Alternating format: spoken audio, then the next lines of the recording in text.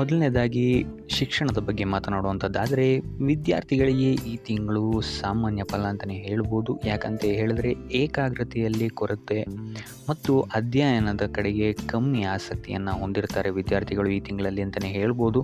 ಇದಲ್ಲದೆ ಮನರಂಜನೆಯಲ್ಲಿ ಅತಿ ಹೆಚ್ಚು ಸಮಯವನ್ನು ವ್ಯರ್ಥ ಮಾಡುವಂತಹ ಸಾಧ್ಯತೆಗಳು ಈ ತಿಂಗಳು ಹೆಚ್ಚಾಗಿದೆ ಅಂತಲೇ ಹೇಳ್ಬೋದು. ಸೊ ನೀವು ಉತ್ತಮ ಫಲಿತಾಂಶ ಪಡಿಬೇಕಾದರೆ ಹೆಚ್ಚು ಕಠಿಣ ಪರಿಶ್ರಮವನ್ನು ಹಾಕಬೇಕಾದಂತಹ ಸಾಧ್ಯತೆಗಳು ತುಂಬ ಹೆಚ್ಚಾಗಿದೆ ಈ ತಿಂಗಳು ಅಂತಲೇ ಹೇಳ್ಬೋದು. ಇದಲ್ಲದೆ ಉನ್ನತ ಶಿಕ್ಷಣದಲ್ಲಿರುವಂತಹ ವಿದ್ಯಾರ್ಥಿಗಳಿಗೆ ಈ ತಿಂಗಳು ಮಿಶ್ರ ಫಲ ಇರುತ್ತೆ ಅಂತಲೇ ಹೇಳ್ಬೋದು.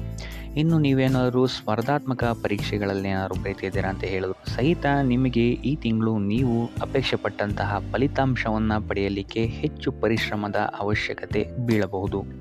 ಸೊ ವಿದ್ಯಾರ್ಥಿಗಳಿಗೆ ಟೋಟಲ್ ಆಗಿ ಹೇಳುವಂಥದ್ದಾದರೆ ಈ ತಿಂಗಳು ಮಿಶ್ರ ಫಲ ಅಂತಲೇ ಹೇಳ್ಬೋದು. ಇನ್ನು ಕುಟುಂಬ ವಿಚಾರಕ್ಕೆ ಬರುವಂಥದ್ದಾದರೆ ಕುಟುಂಬ ವಿಚಾರದಲ್ಲಿ ಉತ್ತಮವಾದಂತಹ ಫಲವನ್ನು ನೀವು ಈ ತಿಂಗಳು ನೋಡ್ತೀರಾ ಅಂತಲೇ ಹೇಳ್ಬೋದು.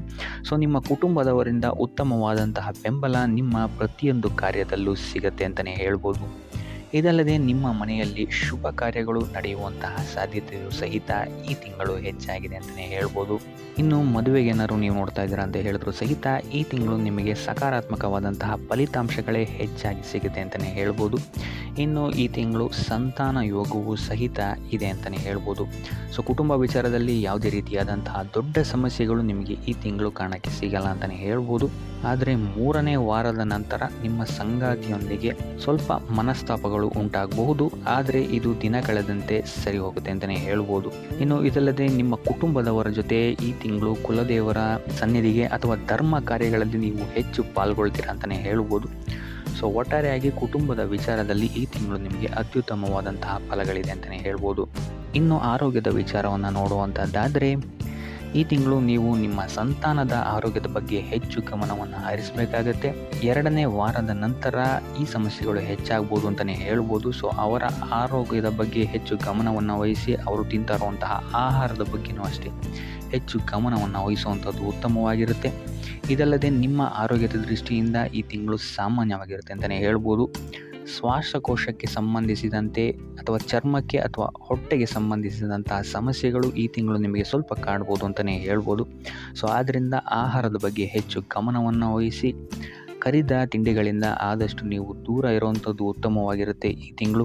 ಇನ್ನು ವಯೋವೃದ್ಧರಿಗೆ ಮಧುಮೇಹ ರೋಗಗಳು ಬಾಧಿಸಬಹುದು. ಸೊ ಆದಷ್ಟು ಇದರಿಂದಾಗಿ ಹೆಚ್ಚು ಹಣವು ಸಹಿತ ನಿಮಗಿಲ್ಲಿ ನಿಮ್ಮ ಆರೋಗ್ಯದ ವಿಚಾರದಿಂದ ಖರ್ಚಾಗ್ಬೋದು ಅಂತಲೇ ಹೇಳ್ಬೋದು. ಸೊ ಆದ್ದರಿಂದ ಆದಷ್ಟು ಯೋಗ ಧ್ಯಾನವನ್ನು ಮಾಡುವಂಥದ್ದು ನಿಮಗಿಲ್ಲಿ ಉಪಾಯಕಾರಿಯಾಗಿರುತ್ತೆ ಅಂತಲೇ ಹೇಳ್ಬೋದು.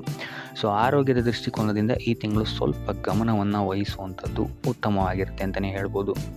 ಇನ್ನು ವೃತ್ತಿ ಜೀವನಕ್ಕೆ ಬರುವಂಥದ್ದಾದರೆ ವೃತ್ತಿ ಜೀವನದಲ್ಲಿ ಈ ತಿಂಗಳು ನಿಮಗೆ ಸಾಮಾನ್ಯ ಫಲ ಅಂತ ಹೇಳ್ಬೋದು. ಈ ತಿಂಗಳು ನಿಮ್ಮ ಕಾರ್ಯಕ್ಷೇತ್ರದಲ್ಲಿ ನಿಮಗೆ ಹೆಚ್ಚಿನ ವೆಚ್ಚವಾಗ್ಬೋದು. ಇದಲ್ಲದೆ ನಿಮ್ಮ ಕಾರ್ಯದ ಹೊರೆಯೂ ಸಹಿತ ನಿಮಗಿಲ್ಲಿ ಹೆಚ್ಚಾಗುತ್ತೆ ಅಂತಲೇ ಹೇಳ್ಬೋದು. ಇನ್ನು ನೀವೇನಾದರೂ ಹೊಸದಾಗಿ ಏನಾದರೂ ಕೆಲಸಕ್ಕೆ ಸೇರಿದ್ದೀರಾ ಅಂತ ಹೇಳಿದರೆ ಹೊಸದಾದ ಕೆಲಸದಲ್ಲಿ ನಿಮಗಿಲ್ಲಿ ಅಲೆದಾಟಗಳು ಹೆಚ್ಚಾಗ್ಬೋದು ಅಂತಲೇ ಹೇಳ್ಬೋದು. ಸೊ ಆದ್ದರಿಂದ ಇಲ್ಲಿ ನೀವು ನಿಮ್ಮ ಕೋಪದ ಮೇಲೆ ಸ್ವಲ್ಪ ಹಿಡಿತವನ್ನು ಹಿಡ್ಕೊಬೇಕಾಗುತ್ತೆ. ಇಲ್ಲ ಅಂತ ಹೇಳಿದ್ರೆ ನಿಮ್ಮ ಮಾತು ಇಲ್ಲಿ ನಿಮಗೆ ಹೆಚ್ಚು ತೊಂದರೆಯನ್ನು ಕೊಡಬಹುದು ನಿಮ್ಮ ಕಾರ್ಯಕ್ಷೇತ್ರದಲ್ಲಿ. 2ನೇ ವಾರದ ನಂತರ ಅತಿ ಹೆಚ್ಚು ಗಮನವನ್ನು ನೀವು ನೀಡಬೇಕಾಗುತ್ತೆ ನಿಮ್ಮ ಮಾತಿನ ಮೇಲೆ. ಇದಲ್ಲದೆ ನಿಮ್ಮ ಮೇಲಾಧಿಕಾರಿಗಳ ಜೊತೆನೂ ಸಹಿತ ನಿಮಗಿಲ್ಲಿ ಸ್ವಲ್ಪ ಸಮಸ್ಯೆಗಳು ಎದುರಾಗಬಹುದು. ಆದರೆ 3ನೇ ವಾರದ ನಂತರ ನಿಮಗಿಲ್ಲಿ ಸ್ಥಿತಿಗತಿಗಳು ಸುಧಾರಣೆ ಆಗುತ್ತೆ ಅಂತಲೇ ಹೇಳ್ಬೋದು. ಸೊ ಆದ್ದರಿಂದ ಕಾರ್ಯಕ್ಷೇತ್ರದಲ್ಲಿ ಹೆಚ್ಚು ಗಮನವನ್ನು ವಹಿಸಿ ನಿಮ್ಮ ಸಹವರ್ತಿಗಳೊಂದಿಗೂ ಅಷ್ಟೇ ಎಷ್ಟು ಬೇಕೋ ಅಷ್ಟೇ ಮಾತಾಡಿ ಸೈಲೆಂಟಾಗಿರುವಂಥದ್ದು ಉತ್ತಮವಾಗಿರುತ್ತೆ. ನೀವಾಯಿತು ನಿಮ್ಮ ಕೆಲಸ ಆಯಿತು ಅಂತ ಇರುವಂಥದ್ದು ಉತ್ತಮವಾಗಿರುತ್ತೆ ಅಂತಲೇ ಹೇಳ್ಬೋದು. ಇನ್ನು ವಾಹನ ಚಲಾಯಿಸಬೇಕಾದ್ರೂ ಅಷ್ಟೇ ನೀವು ಹೆಚ್ಚು ಗಮನವನ್ನು ವಹಿಸುವಂಥದ್ದು ಉತ್ತಮವಾಗಿರುತ್ತೆ. ಇನ್ನು ನೀವೇನಾದ್ರು ಕೆಲಸ ಹುಡುಕ್ತಾ ಇದ್ದೀರಾ ಅಂತ ಹೇಳಿದ್ರೆ ನಿಮ್ಮ ನಿರೀಕ್ಷೆಗೆ ತಕ್ಕಂತಹ ಕೆಲಸ ಈ ತಿಂಗಳು ನಿಮಗೆ ಸಿಗೋಕ್ಕೆ ತಡ ಆಗ್ಬೋದು ಅಂತಲೇ ಹೇಳ್ಬೋದು. ಸೊ ಆದ್ದರಿಂದ ನಿಮ್ಮ ಪರಿಶ್ರಮವನ್ನು ನೀವು ಸ್ವಲ್ಪ ಹೆಚ್ಚಾಗಿ ಹಾಕಬೇಕಾಗುತ್ತೆ. ಸೊ ಒಟ್ಟಾರೆಯಾಗಿ ನೋಡುವಂಥದ್ದಾದರೆ ವೃತ್ತಿ ಜೀವನದಲ್ಲಿ ಈ ತಿಂಗಳು ನಿಮಗೆ ಸಾಮಾನ್ಯ ಫಲ ಅಂತಲೇ ಹೇಳ್ಬೋದು. ಇನ್ನು ಹಣಕಾಸಿನ ವಿಚಾರಕ್ಕೆ ಬರುವಂಥದ್ದಾದರೆ ಹಣಕಾಸಿನ ವಿಚಾರದಲ್ಲಿ ಈ ತಿಂಗಳು ನೀವು ತುಂಬ ಎಚ್ಚರಿಕೆ ವಹಿಸಬೇಕಾಗತ್ತೆ. ಹೆಚ್ಚು ಖರ್ಚುಗಳಾಗ್ಬೋದು ಈ ತಿಂಗಳು ನಿಮಗೆ. ನಿಮ್ಮ ಕುಟುಂಬಕ್ಕೆ ಅಥವಾ ನಿಮ್ಮ ಸಂಗಾತಿಗೆ ಆರೋಗ್ಯಕ್ಕೆ ಸಂಬಂಧಿಸಿದಂತೆ ಈ ತಿಂಗಳು ಸ್ವಲ್ಪ ಖರ್ಚುಗಳು ಹೆಚ್ಚಾಗಬಹುದು. ಇದಲ್ಲದೆ ಯಾವುದೇ ಮಾರ್ಗಸೂಚಿ ಇಲ್ಲದೆ ಎಲ್ಲೂ ಹಣವನ್ನು ಹೂಡಬೇಡಿ. ಅನಗತ್ಯ ಖರ್ಚುಗಳನ್ನು ಆದಷ್ಟು ನೀವು ತಪ್ಪಿಸೋಕ್ಕೆ ಟ್ರೈ ಮಾಡುವಂಥದ್ದು ಉತ್ತಮವಾಗಿರುತ್ತೆ ಈ ತಿಂಗಳು. ಇನ್ನು ಇದಲ್ಲದೆ ವ್ಯಾಪಾರಿಗಳಿಗೆ ಈ ತಿಂಗಳು ಸಾಮಾನ್ಯ ಫಲ ಅಂತಲೇ ಹೇಳ್ಬೋದು. ಇನ್ನು ನೀವೇನಾದರೂ ಪಾಲುದಾರಿಕೆಯ ವ್ಯವಹಾರಗಳಲ್ಲಿದ್ದೀರಾ ಅಂತ ಹೇಳಿದರೂ ಸಹಿತ ಆದಷ್ಟು ಎಚ್ಚರಿಕೆಯನ್ನು ವಹಿಸುವಂಥದ್ದು ಉತ್ತಮವಾಗಿರುತ್ತೆ. ಆದರೆ 3ನೇ ವಾರದ ನಂತರ ನಿಮ್ಮ ವ್ಯಾಪಾರದ ದೃಷ್ಟಿಕೋನದಿಂದ ಇಲ್ಲಿ ಸ್ಥಿತಿಗತಿಗಳು ಸುಧಾರಣೆಯಾಗುತ್ತೆ ಅಂತಲೇ ಹೇಳ್ಬೋದು. ಇನ್ನು ನೀವು ಯಾರಿಗಾರು ಸಾಲ ನೀಡಬೇಕು ಅಂತಿದ್ದರೆ ಆದಷ್ಟು ಎಚ್ಚರಿಕೆಯಿಂದ ಇರುವಂಥದ್ದು ಉತ್ತಮವಾಗಿರುತ್ತೆ. ಹಾಗಂತಹ ಕೊಟ್ಟಂತಹ ಸಾಲ ಮತ್ತೆ ಹಿಂತಿರುಗಿ ಬರುವಂಥದ್ದು ಕಷ್ಟ ಆಗ್ಬೋದು. ಸೊ ಆದ್ದರಿಂದ ಪ್ರತಿಯೊಂದನ್ನು ವಿಚಾರಿಸಿ ನೀವು ಸಾಲ ಕೊಡುವಂಥದ್ದು ಉತ್ತಮವಾಗಿರುತ್ತೆ. ಆದರೆ ಈ ಹಿಂದೆ ನೀವು ನೀಡಿರುವಂತಹ ಸಾಲಗಳು ನಿಮಗೆ ಈ ತಿಂಗಳು ಹಿಂತಿರುಗಿ ಬರಬಹುದು. ಇದೊಂದು ವಿಚಾರದಲ್ಲಿ ಇಲ್ಲಿ ನಿಮಗೆ ಉತ್ತಮವಾಗಿದೆ ಅಂತ ಹೇಳ್ಬೋದು. ಸೊ ಒಟ್ಟಾರೆಯಾಗಿ ನಿಮ್ಮ ಆರ್ಥಿಕ ಪರಿಸ್ಥಿತಿಯ ದೃಷ್ಟಿಕೋನದಿಂದ ಈ ತಿಂಗಳು ನಿಮಗೆ ಸಾಮಾನ್ಯ ಫಲ ಅಂತಲೇ ಹೇಳ್ಬೋದು.